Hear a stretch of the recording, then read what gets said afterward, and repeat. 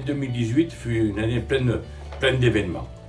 Du bonheur avec la finale de la Coupe du Monde, tragique avec les attentats terroristes, et puis un événement exceptionnel, celui des mouvements des Gilets jaunes, qui aujourd'hui est dans une situation de blocage et qui bloque le pays. Le pays est bloqué pourquoi? Il est bloqué parce que des femmes, des hommes, des retraités, des personnes handicapées ne sont plus entendus, plus écoutés, plus accompagnés dans leur démarche. On ne peut plus, aujourd'hui, dans nos permanences, recevoir des familles qui nous font état de leurs finances et qui nous disent « j'ai 2 colonnes, une colonne recette, une colonne de fonctionnement.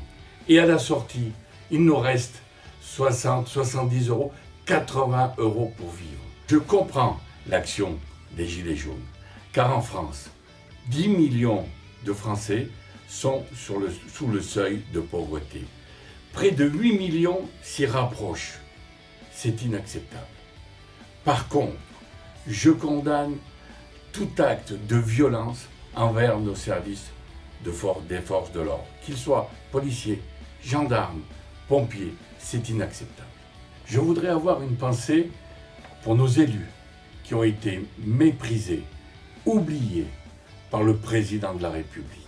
Une pensée aussi pour nos commerçants, pour nos artisans, pour nos fonctionnaires, pour nos agriculteurs qui sont dans une situation catastrophique, pour nos retraités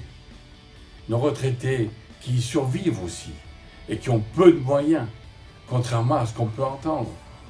Et je voudrais avoir aussi un message personnel pour le président de la République.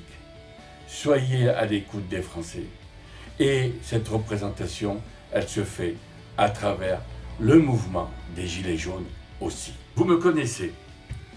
Avec Sylvie Bonnet et l'ensemble de mon équipe, nous travaillons 6 jours, voire 7 jours sur 7 pour être à votre écoute.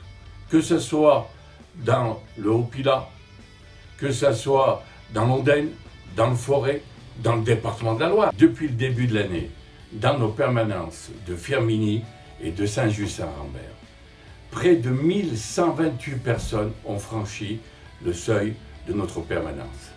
Nous avons écrit, interpellé les ministres ou par des actions multiples. On a adressé près de 2800 courriers. Chers amis, chers internautes, une nouvelle année, c'est le visage du passé qui s'efface et celui de l'avenir qui s'éclaire.